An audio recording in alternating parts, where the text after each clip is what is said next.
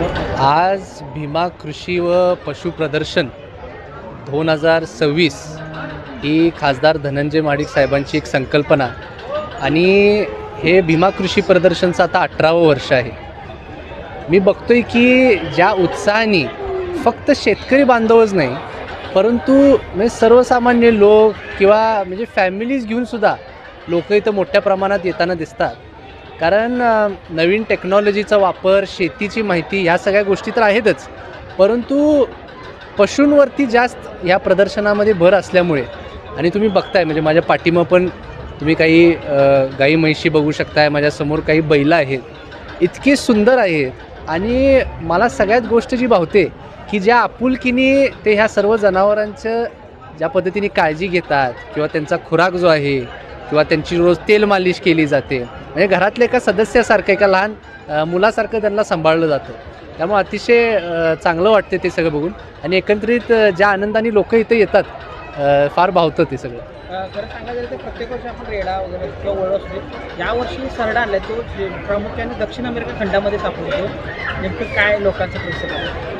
आपलं ह्या वर्षीचं आकर्षण भीमा कृषी प्रदर्शनचं एक 5 फुटी सरडा आहे.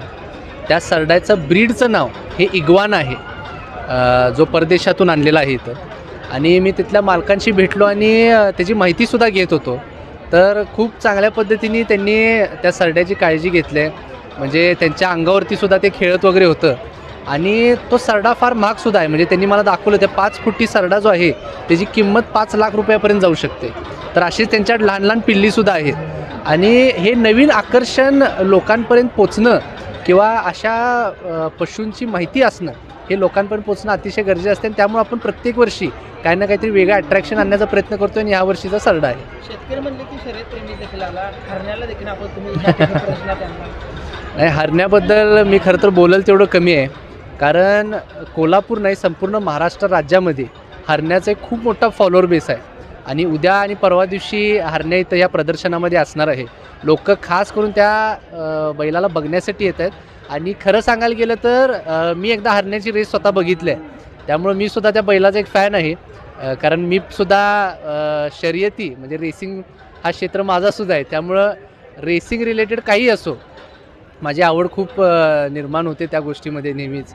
आणि तसंच हरण्याला बघण्यासाठी आणि या प्रदर्शनामध्ये स्वागत करण्यासाठी मी सुद्धा फार उत्साही आहे. मी आपल्या चॅनलच्या माध्यमातून सर्वच महाराष्ट्र राज्यामधल्या नागरिकांना, शेतकऱ्यांना आवाहन करतो की हा आपण प्रदर्शन जे भरवत आलेलो आहे हे सर्व आपल्या फायद्यासाठी, शेतकऱ्यांच्या विकासासाठी बनवलं गेलं आहे आणि खूप वेगवेगळ्या तंत्रज्ञानांचा उपयोग इथं होतो आहे.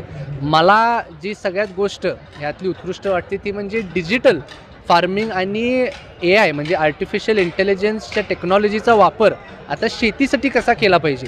म्हणजे इथं खास करून जवळजवळ 5 ते 10 स्टॉल्स हे फक्त ड्रोन्स रिलेटेड आहेत.